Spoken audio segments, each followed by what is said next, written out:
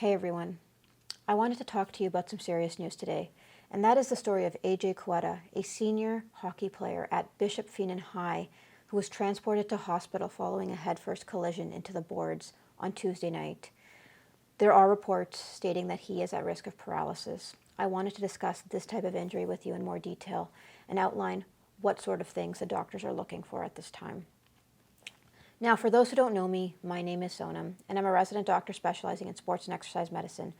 On this channel, I break down injuries as they happen so that an average fan can better understand them.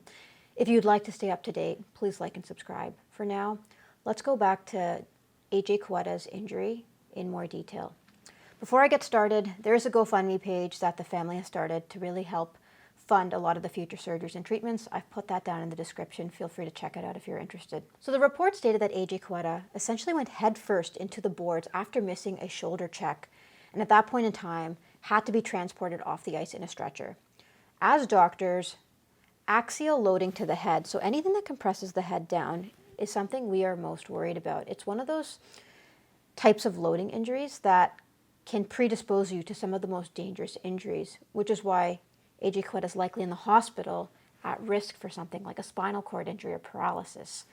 Now, we don't have video of the actual injury, but I do have some videos from the NHL looking at some actual injuries so that we can discuss that in more detail. This is one such collision.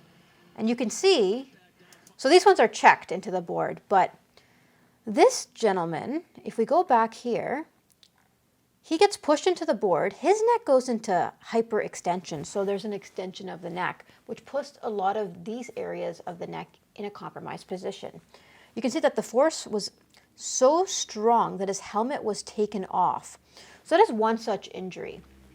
The other injury that we're actually really worried about when it comes to head going into the boards is actually when your neck is flexed, because that's when it puts your spine in even a more compromised position at a greater risk of injury to the spinal cord.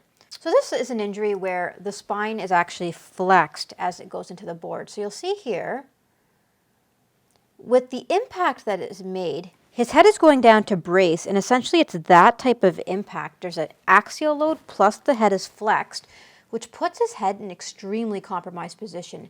And this is when we're worried about either fractures, dislocations, and effects to the spinal cord.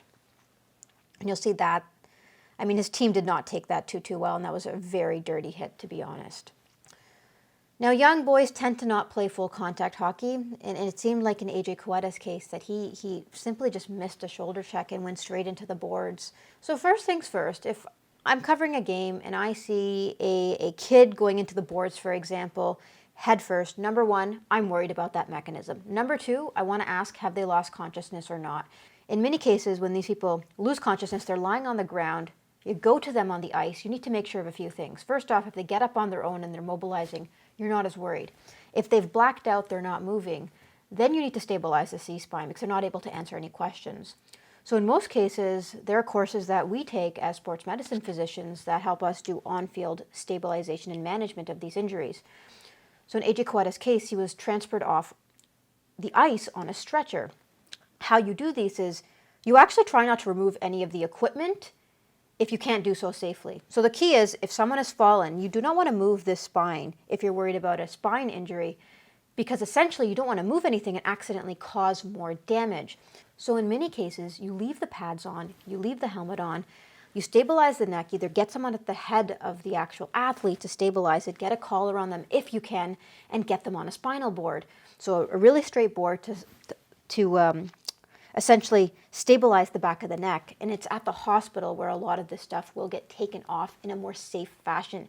In some cases, they will do imaging with hockey players' equipment on just because it's too risky to take it off. And in Quetta's case, from what I'm gathering in the news reports, that's exactly what happened. Once we get these guys to the hospital, this type of mechanism of injury is dangerous enough that I'd stick them straight into the CT scanner. So axial injuries are pretty dangerous to the head, and we'll discuss kind of on my anatomy specimen why they are. I've put up a video where I discussed this before in my John Wolford NFL hit to the head injury. You can check it out if you're interested. But now let's get back to talking about the anatomy. So this is kind of a cross-section of the neck area here, and we'll see that so there's a lot going on in here, as you can appreciate. You have your spinal cord. So this is your cervical spine muscles or cervical spine vertebrae, and you have muscles around it. The other thing that's really present in this area are connective tissue. So you'll see that there's ligaments that will be connecting the front and the back of the spine. So the ligaments on the back, there's also ligaments on the front as well that you can't appreciate that easily. And this spinal cord is housed right in here. When you have injuries to this neck that compress down, the force vector goes down below and you're worried about fractures within this region. Our cervical spine is the most mobile part of our spine. It's particularly our C1 and C2, which let us do quite a lot of range of movement, as you can see. Now a C1, C2 fracture, which I'm going to show you where they are. So your C1 and your C2 are essentially here. And in those cases, you can see your spinal cord is going right down the middle here. The C1, C2 fracture tends to be pretty life-altering and actually like fatal in many, many cases. When we're talking about paralysis from head injury in a lot of athletes, we're thinking about actual fractures a little bit lower. So essentially, we're worried about a few things. We're worried if the head is flexed, you're worried about the force vector transferring this way and fractures essentially coming out this way. You're also worried if the head was extended that you could be blowing out your vertebrae the opposite way. So essentially, anything that moves the vertebrae too much can impact the spinal cord. And if you look at where the spinal cord is housed right here. So if you can imagine any fracture to any of these bones or any forward translation or backwards translation can easily impede the spinal cord. In many cases, it's not really a transection of the spinal cord that causes the injury. It's that you have a fracture around the area, the ligaments become disrupted, and there's an enormous amount of swelling that compresses that spinal cord.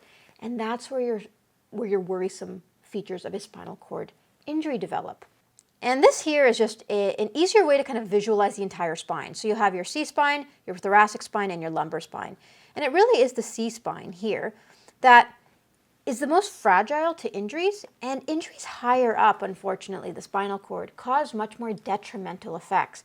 Because as you go down, nerves have already come out and provided upper body function, mouth function, breathing function. So if you injure yourself a little bit lower, at least you've maintained or preserved everything above the lesion in most cases.